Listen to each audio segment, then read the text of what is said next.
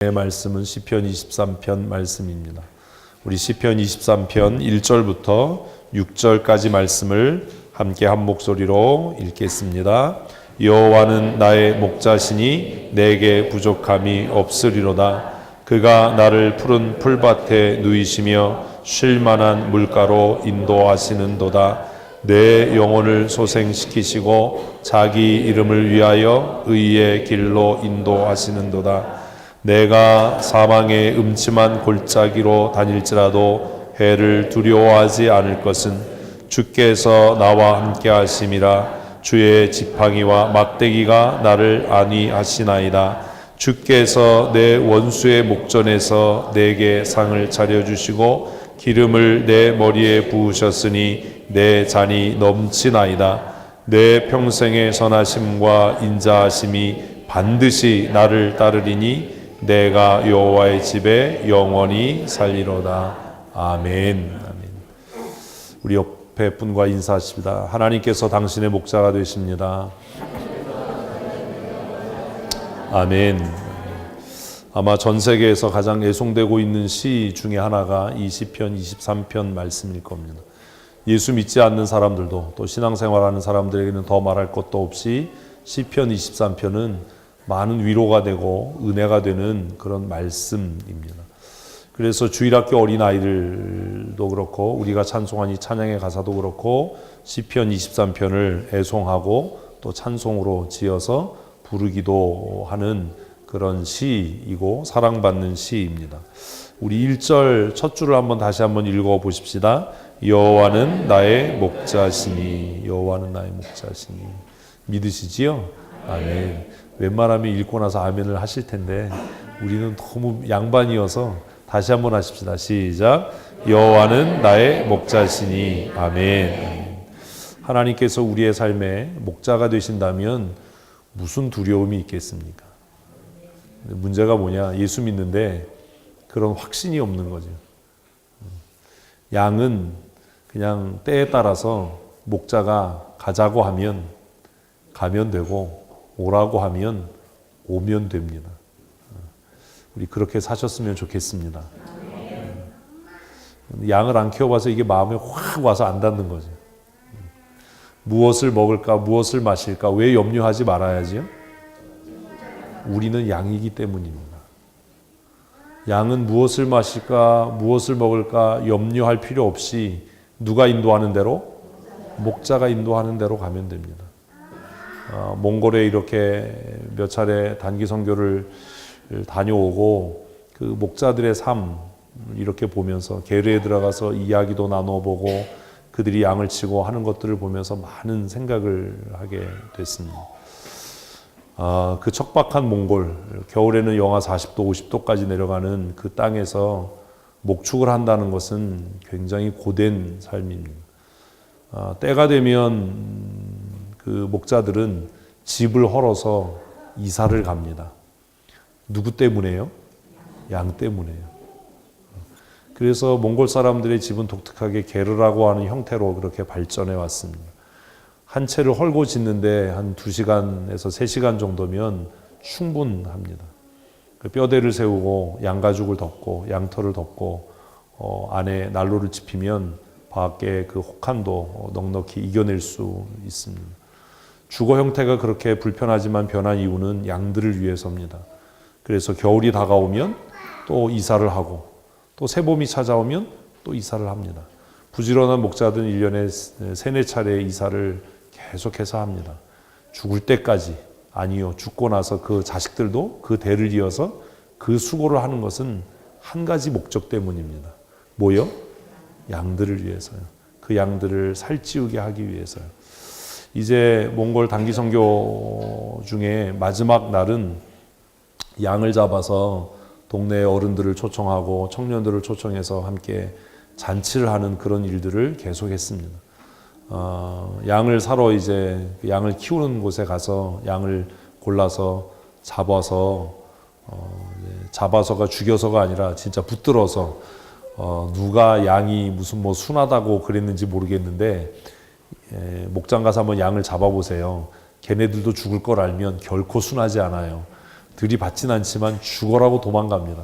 예전에 한번 그 동영상 봤을 텐데요. 우리 양 잡는 거. 얼마나 고생을 하는지요. 그 잡아서 그 목장 주인한테 이 양을 좀 잡아주세요 라고 하면 거절합니다.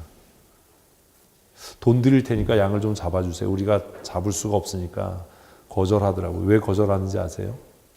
비록 생계를 위해서 팔지만 내가 이 양을 기를 때 내 생명처럼, 내 자식처럼 아끼고 길렀는데 내가 어떻게 이 양의 생명을 취할 수 있겠냐.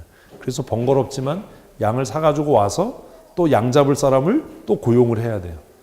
알아봐가지고 양 잡을 사람을 고용을 해서 양을 잡아서 각을 뜨고 그래서 허루억을 해서 마을 잔치를 했던 기억들이 있습니다. 목자는 양을 위해 희생하는 삶을 삽니다. 근데 한번 생각해 보십시다. 우리가 신앙생활하면서 내가 하나님을 위해서 헌신하는 삶을 살고 있습니까? 하나님께서 우리를 위해 희생하는 삶을 살고 계십니까? 거짓말하지 말고요. 우리는 신앙생활하면서 우리가 하나님을 위해 희생하고 헌신한다고 생각해요.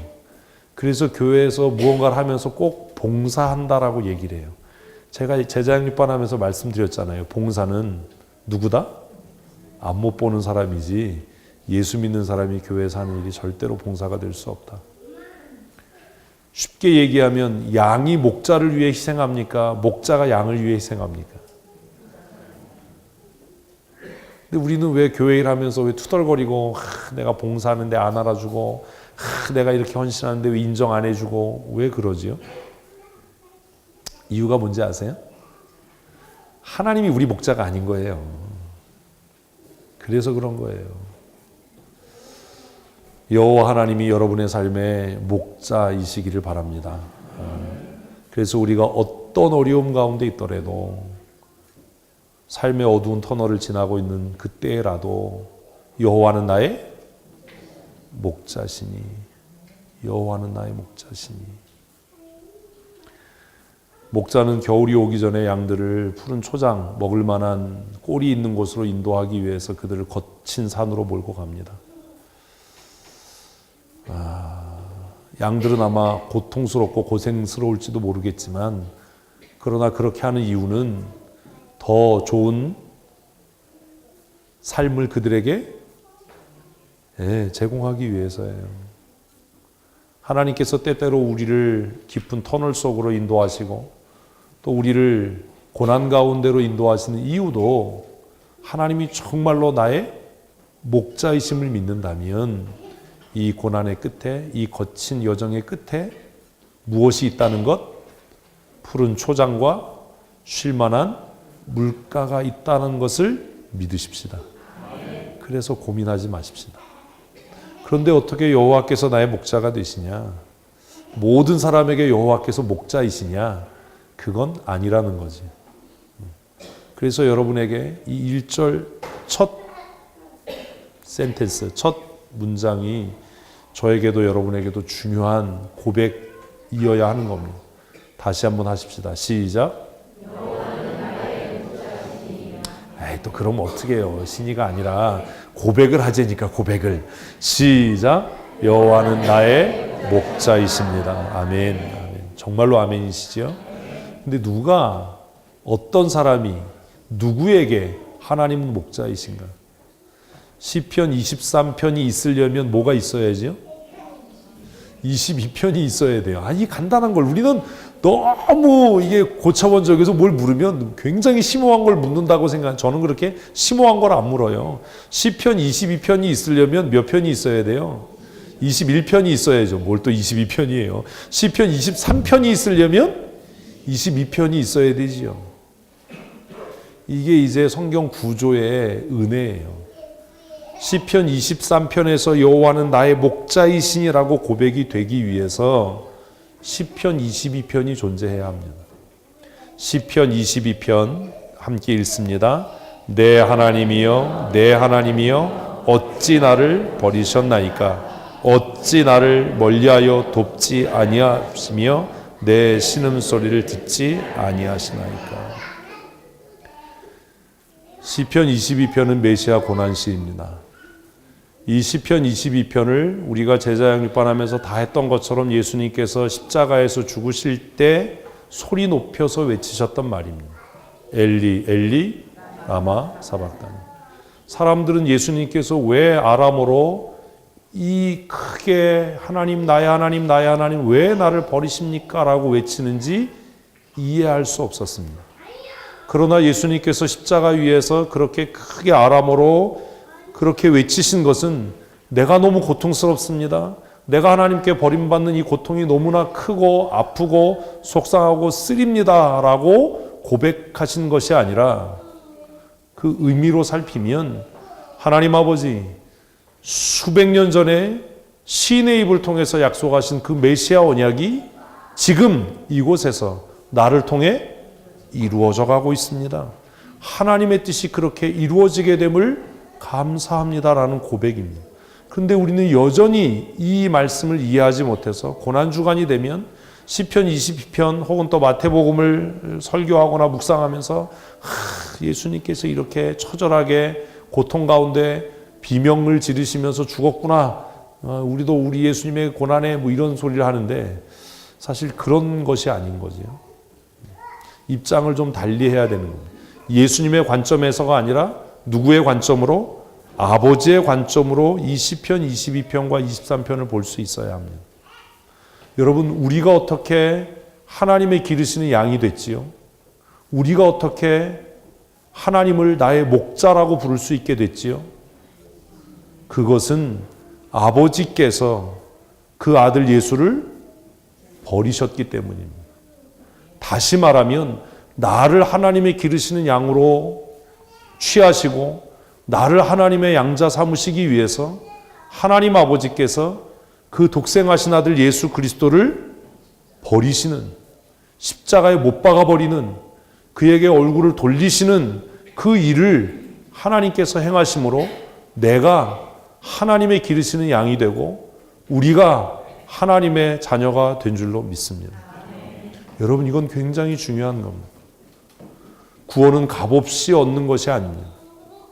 우리가 하나님의 자녀 되는 데는 예수 그리스도의 버리워지심이라고 하는 대속의 은혜가 전제돼야 합니다. 그러면 다시 묻습니다. 여러분, 누가 하나님의 기르시는 양입니까?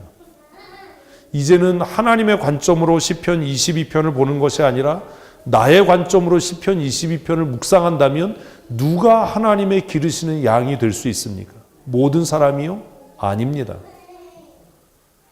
그리스도와 연합되어 자신의 죽음을 고백한 자예요. 모든 사람에게 여호와는 나의 목자가 되시는 게 아닙니다.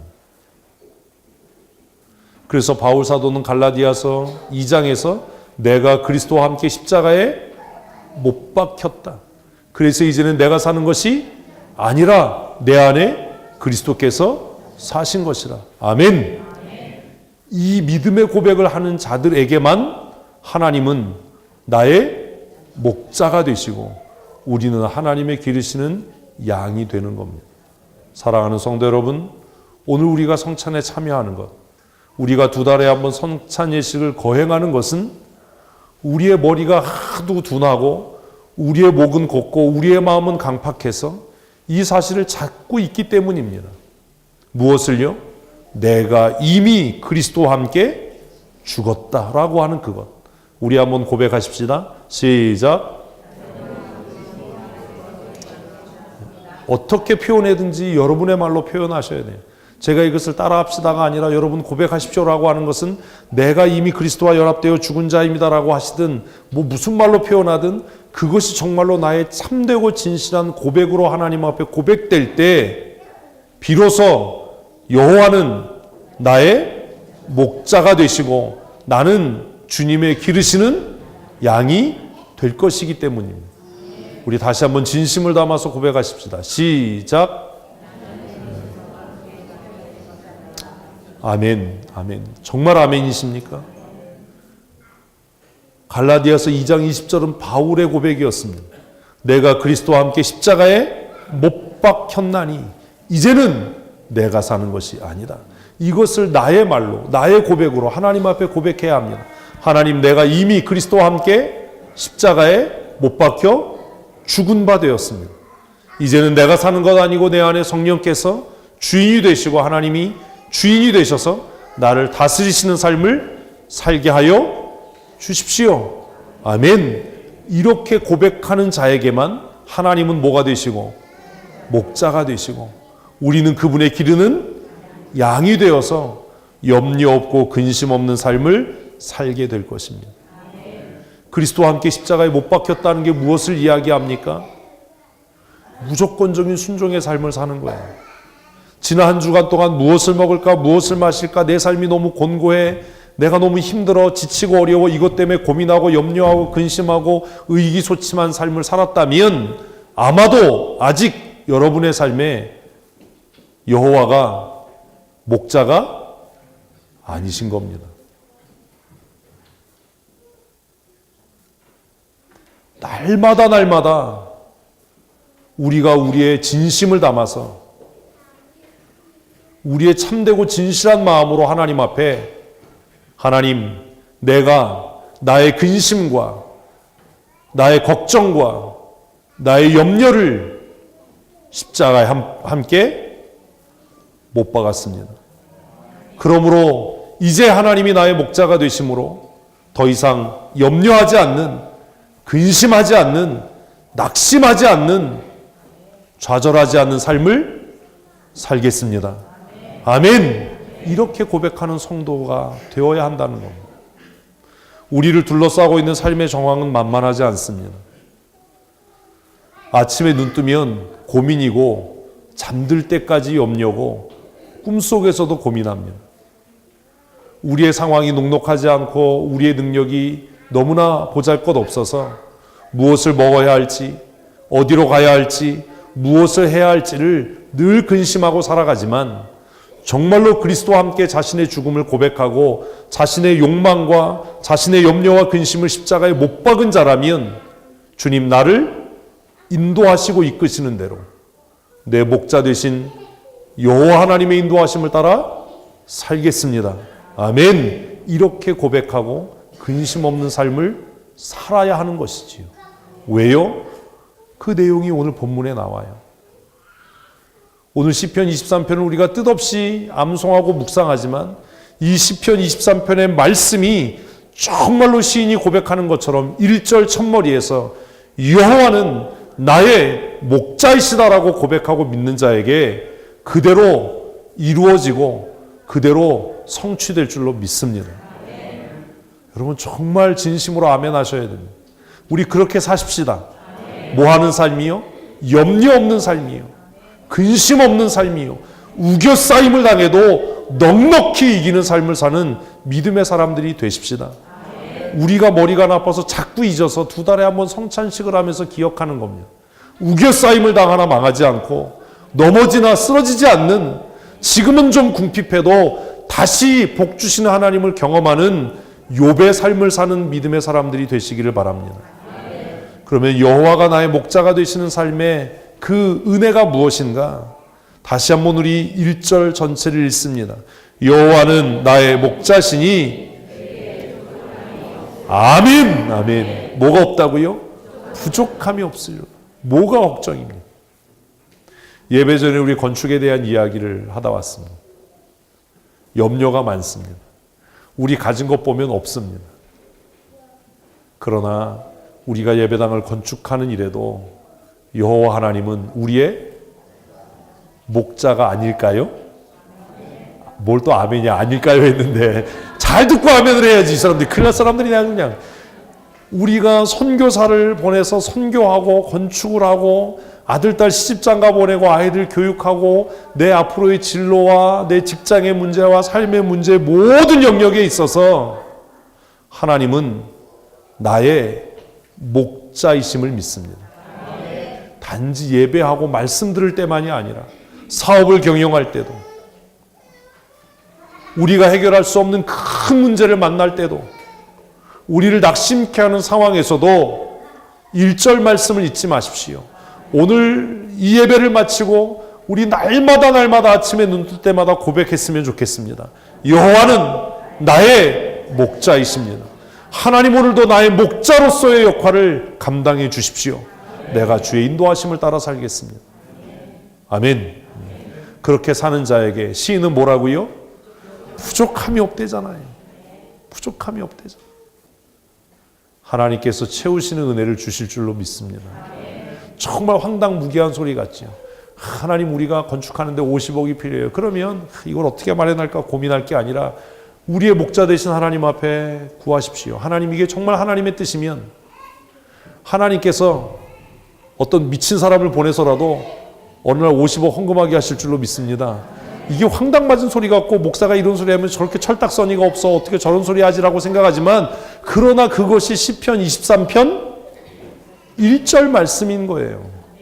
여호와가 내 삶의 목자이시기 때문에 뭐가 없어요? 부족함이 없습니다. 누구의 삶에? 이제 한꺼번에 고백을 하십시다. 이제 어떻게 해야 되나 머릿속에 빨리 정리하셨습니까? 시작! 이걸 또 그대로 읽는 분들이 계세요. 하나님께서 나의 목자이심을 믿습니다. 그러므로 뭐 누가 아멘 알아요? 내가 고백하는데 어떻게 공짜로 얻어달라고 그러지 마세요. 하나님, 내 삶에 부족함이 없는 삶을 살게 하여 주십시오. 날마다 이렇게 고백하십시오. 염려하지 마십시오. 근심 가운데 웃으시고 환난 가운데 환난을 즐기십시오. 풍랑이 다가오나 그 풍랑은 나를 침몰하게 하지 못할 겁니다. 풍랑이 다가와도 염려하지 않는 배가 있습니다. 가라앉아도 염려하지 않는 배. 그게 뭐지요? 잠수함입니다. 뭘 얘기를 하면 좀, 뭐 옛날 그런 거 했잖아요. 뭐 정원이 30명인 배에 2명이 탔는데 배가 가라앉았다. 왜일까? 잠수함. 이런 거잖아요. 삶의 큰 풍랑과 폭풍우와 내 힘으로 감당할 수 없는 기근과 고통이 다가와도 우리가 낙심하지 않고 능히 승리할 수 있는 것은 여호와 하나님이 나의 목자이시기 때문입니다. 여호와는 나의 목자시니 내게 부족함이 없으리로다. 왜요? 같이 읽지요. 그가 누가요? 우리는요, 내가요. 그래서 힘든 거예요. 어디에 푸른 초장이 있나? 어디에 쉴 만한 물가가 있나? 내가 찾아 헤매니까 뭐 되지요? 늑대밥이 돼요. 사단의 밥이 돼요. 양이 그 거친 몽골 땅에서 목자 없이 혼자 방황하면 어떻게 되겠습니까? 늑대한테 잡혀 먹어요. 굶어 죽어요. 그 추위에 얼어 죽어요. 예수 믿으면서도 하나님의 인도하심을 받지 않고 살아가는 성도의 삶이 그런 겁니다. 아침에 눈 뜨면서부터 고민하기 시작해서 밤에 잠자리에 들 때까지 고민하지만 마침내 유리방황하다가 그렇게 될 거예요. 그러나 날마다 상황과 환경을 바라보지 않고 여호와는 나의 목자시니, 여호와는 나의 목자시니 내가 부족함이 없다. 왜냐하면 내가가 아니라 누가? 여호와께서, 그가 나를 푸른 풀밭에 누이실 것이기 때문이다. 아멘. 지금 내가 고난의 시간을 보내고 이 고통의 터널을 지나는 이 이유도 여호와께서 나를 어디로 인도하시는, 푸른 초장으로 인도하시는 은혜의 시간인 줄로 믿으십시오. 고난을 즐기라고 제가 말씀드렸잖아요. 고난의 때 얼굴을 흉측하게 하지 마십시오. 그 고통의 때를 즐기십시오. 왜? 여호와가 나의 목자이시기 때문이고 결국 그분이 나를 푸른 초장에 누이실 겁니다. 또 풀만 먹으면 목이 메니까 어떻게 한다고요? 쉴 만한 물가로도 인도하실 줄로 믿습니다. 얼마나 위대한 삶입니까? 우리가 그리스도와 연합되어 나의 죽음을 고백하기만 하면, 여호와 하나님을 내 목자로 인정하기만 하면 하나님께서 우리의 삶에 이런 은혜와 복을 주실 줄로 믿습니다. 3절 말씀 읽습니다. 내 영혼을 소생시키시고 다시 살게 하신다는 거예요. 다시 회복되어지고 다시 살게 하는 은혜를 주실 줄로 믿습니다. 그런데 왜냐하면 이게 이제 요즘 말로 빼박인 거예요. 빼박이 뭔지 모르시죠? 호박도 아니고 수박도 아니고 이건 빼도 박도 못하는 거예요. 그게 뭐지요? 읽습니다. 자기 이름을 위하여. 누구를 위해서? 여러분 그런 기도 해보셨어요? 전 그런 기도 해봤어요. 하나님, 내가 가난해지고 망하면요, 나는 좀 불편하겠지만 하나님은 쪽팔리실걸요? 내가 예수 믿는 사람인 거 다 알고 내가 교회에 미쳐 사는 거 다 아는데 내가 어려워지고 내가 힘들어지면 하나님의 이름이 수치스러워질걸요? 하나님께서 왜 우리를 푸른 초장과 쉴만한 물가로 인도하실 수밖에 없는지 아십니까? 누구를 위해서요? 자신의 영광을 위해서요. 좀 기도할 때 징징거리지 마세요. 뭐 때문에 징징거리면서 기도합니까? 하나님 앞에 당당하게 요구하셔야 합니다. 우리가 뭐라면 그의 기르시는 양이고 그의 자녀라면, 여러분의 자녀가, 제가 여러 번 얘기했잖아요. 와서 용돈 달라고 하면서 징징거리고 울면서 그러고 잠 안 자면서 그러고 밥 안 먹고 그러면 기분 좋겠어요? 승질 나겠어요? 대답을 안 하세요? 꼴랑 5만 원 용돈 달라고 하는데 나 그럼 밥 안 먹어 막 이러고 숟갈 집어던지고 나 잠 안 잘 거야 이러면 걔한테 주고 싶겠어요? 패고 싶겠어요? 왜 신앙생활을 왜 그렇게 하냐고요? 하나님이 그렇게 악한 분입니까? 우리가 막 밥 굶고 잠 안 자고 막 생떼를 써야 우리의 기도에 응답하시는 분입니까? 여호와가 나의 목자이시라면 우리가 아무 수고하지 않고 아무런 애씀이 없어도 하나님께서는 무엇을 위해서? 자기 이름의 영광을 위해서 반드시 우리에게 복 주시고 복 주실 줄로 믿습니다. 근데 왜 걱정합니까? 뭐가 문제여서 작정하고 막 그렇게 그냥 막 무섭게 그럽니까?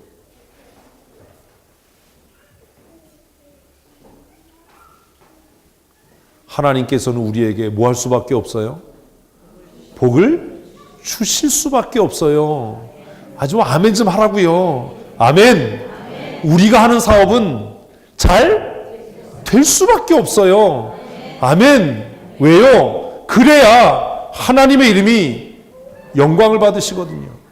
믿지 않는 사람들이 우리를 보면서 역시 예수 믿는 사람은 달라. 이러려면 미쳐 살아야 되잖아요. 누가 봐도 저 사람은 예수 믿는 사람이야. 누가 봐도 저 사람은 정말 예수께 미친 사람이야. 예수쟁이야. 이래야 되잖아요. 어디 가서 내가 교회 나간다는 것도 제대로 말 못하고 예수 믿는다는 것도 말 못하는데 하나님께서 뭐 때문에 그 사람을 위해 역사하겠어요? 제가 얘기했잖아요. 제가 항상 우리 교단 이렇게 교단 마크 달고 다니니까 어떤 목사님이 그러더라고요. 그거 달고 다니면 좀 창피하지 않냐고. 그럴 수 있죠. 그거 달고 저희 가라오케 간다든지, 예? 뭐 이러면 좀 창피하겠죠.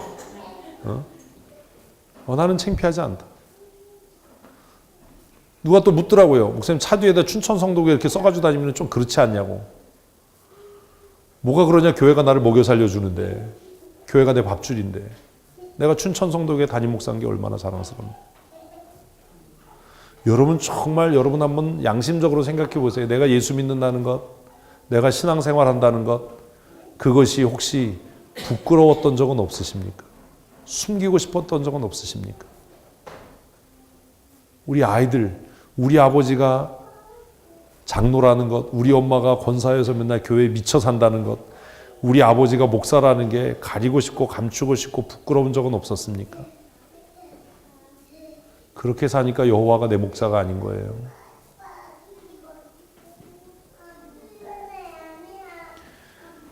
여호와 하나님이 나의 목자가 되시면 모든 건 끝나는 거예요. 왜요? 하나님의 이름에 무엇을 위해서? 영광을 위해서. 오늘 성찬에 참여할 때 그 다짐을 새롭게 하셔야 됩니다. 하나님, 내가 이 성찬에 떡을 떼고 잔을 마실 때 내가 그리스도와 함께 십자가에 못 박혔음을 내가 고백합니다. 이제는 내가 사는 것 아니요 내 안에 그리스도께서 사시는 것입니다. 그러므로 그 다음이 중요한 거예요. 그러므로 여호와 하나님은 나의 목자이셔야만 합니다. 아니라고 내가 따라다닐 겁니다. 절로 가. 그래도 내가 끝까지 내가 따라다닐 겁니다. 하나님은 나의 목자가 되셔서 약속하신 시편 23편 말씀처럼 하나님의 이름의 영광을 위해서 내 영혼을 소생시키시고 나를 쉴만한 물가로 푸른 초장으로 인도하여 주실 줄로 믿습니다. 하나님은 자신의 이름의 영광을 위해서 우리를 의의 길로 인도하실 겁니다. 아멘. 4절 말씀 같이 읽습니다. 내가 사망의 음침한 골짜기로 다닐지라도. 여호와가 나의 목자이신데 왜 사망의 음침한 골짜기로 다녀요? 그럴 수 있어요. 살다 보면. 아까 얘기했잖아요. 더 좋은 초지를 향해 가기 위해서, 더 맑은 시내가 흐르는 골짜기를 찾기 위해서 우리의 목자 되신 하나님께서 우리의 삶에 잠깐 고난과 역경, 지금 내가 당할 때는 죽을 것 같고 이 고난이 끝날 것 같지 않은 그 고난의 터널을 지나게 하실 때라도 불평하지 말고 낙심하지 말아야 하는 이유는 같이 읽겠습니다. 해를 두려워하지 않는다. 해를 두려워하지 않는다. 지금 어려우십니까? 힘들고 고민되시고 상황이 막 답답하십니까? 불평하지 마십시오. 원망하지 말고 짜증내지 마십시오. 왜요? 마침내 승리할 것이기 때문입니다. 내가 해를 두려워하지 않을 것은 같이 있습니다. 주께서 나와 함께 하시며. 아멘, 아멘, 아멘. 그 고난을 통과하게 하신 분도 하나님이시고 그 고난의 길을 걷게 하시는 분도 하나님이시고 그리고 그 고난의 때에 우리와 함께 하시는 분도 하나님이신 줄로 믿습니다. 주가 나와 함께 하심이라. 얼마나 은혜예요. 주가 나와 함께 하십니다. 근데 함께만 하고 그냥 끝나면 어떻게 하죠? 가끔 그런 데면서 아빠들한테 애를 잘 봐 그러면 뭐 한다고요? 잘 보고 있는 거예요. 그래서 막 집안이 난리가 나서 왜 이렇게 되냐면 잘 보고 있으라고 그래서 잘 지켜봤다. 하나님이 그러시면 무슨 의미가 있겠어요? 하나님이 나와 함께 하시는데 아무 일도 없었다. 근데 시편 23편은 뭐라고 그러는지 아십니까? 같이 읽습니다. 주의 지팡이와 막대기가 나를 안위하시나요? 우리는 지팡이가 뭔지 막대기가 뭔지 잘 몰라요. 지팡이는 한 2m쯤 되는 긴 겁니다. 이 중동이라고 우리 흔히 하죠. 목축하는 사람, 농사 짓는 사람 집에는 다 있어요. 우리 옛날에 소 키우는 집에는 다 있었잖아요. 한 2m 되는 짝대기가 있어요. 그게 뭐예요? 지팡이에요. 막대기는 그거보다 좀 짧아요. 저희 집에 하나 있어요. 궁금하시면 오세요. 그걸로 머리 맞으면 아마 깨질 거예요. 얼마나 딱딱한지. 나무인데 이렇게 동그래가지고 이렇게 손잡이가 있어요. 그 마사이는 그걸 하나 끼고 다녀요. 창 들고. 그 마사이 청년들은 사자를 맨손으로 때려잡잖아요. 모르시는군요. 마사이 부족 아이들은 한 12살, 13살 되면 집을 떠나요. 그래서 자기들끼리 살아요. 걔네들을 모란이라고 불러요. 근데 걔네들이 성인이 되려면 사자를 한 마리 잡아 죽여야 돼요. 지금은 못 그러죠. 나라에서 관리를 하니까. 예전에는 사자들이 보면 피하는 사람들이 마사이 사람들이었어요. 마사이 부족. 근데 그 사람들은 사자들만 아니라 우리도 구분할 수 있어요. 냄새가 얼마나 나는지 한 500m 밖에서 오면 벌써 그 냄새가 나요. 아주 그냥 그런 냄새 있잖아요. 왜 그 우리 길바닥에서 주무시는 분들보다 더한 냄새가 나요. 그래서 저기서부터 사자들도 안 돼요. 사자들은 얼마나 코가 더 민감한데 얼마나 그래서 냄새 가야 돼. 사자들이 피하는 유일한 사람들, 마사이 부족 사람들. 그들에게는 지팡이와 막대기가 있어서 무엇도 물리치는, 사자도 맨손으로 때려잡는. 우리는 이게 확 와서 안 닿아요. 근데 유목을 했던 다윗, 사자의 입에서, 곰의 입에서 자신의 양새끼를 자신의 고백처럼 건져냈던 다윗에게 있어서 이 고백은 얼마나 강력한 고백입니까? 우리가 비록 인생의 음침한 골짜기, 사망의 골짜기를 다닐지라도 내가 그 가운데서 낙심하지 않고 염려하지 않는 것은 주께서 나와 함께 하실 뿐만 아니라 주께서 그 권능의 손에 들린 지팡이와 막대기로 나를 지키시기 때문이다. 나를 보호하시기 때문이다. 나를 안전하게 아멘을 안 하니 진짜 마음대로 하세요. 그냥 돌아다니다가 사자한테 확 잡혀 죽으세요. 주께서 나를 지키시고 보호하시는 줄로 믿으십시오. 그래서 뭐 하다고요? 부족함이 없다. 우리는 무슨 아침마다 까마귀 고기를 먹고 저녁마다 까마귀 고기를 스프로 끓여 먹으면 앞에서 뭐라고 그랬어요? 부족함이 없으려다. 사망의 음침한 골짜기를 다닐지라도 내가 해를 두려워하지 않는 것은 주께서 나와 함께 하십니다.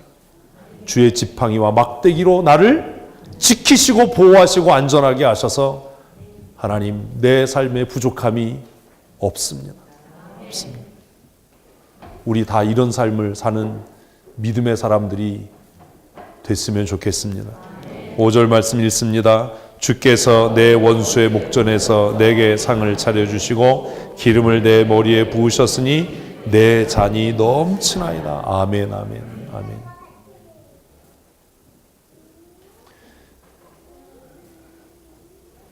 주께서 내가 환난과 고난의 때에 조롱하고 핍박했던 그 원수들이 보는 앞에서 뭐 하신다고요?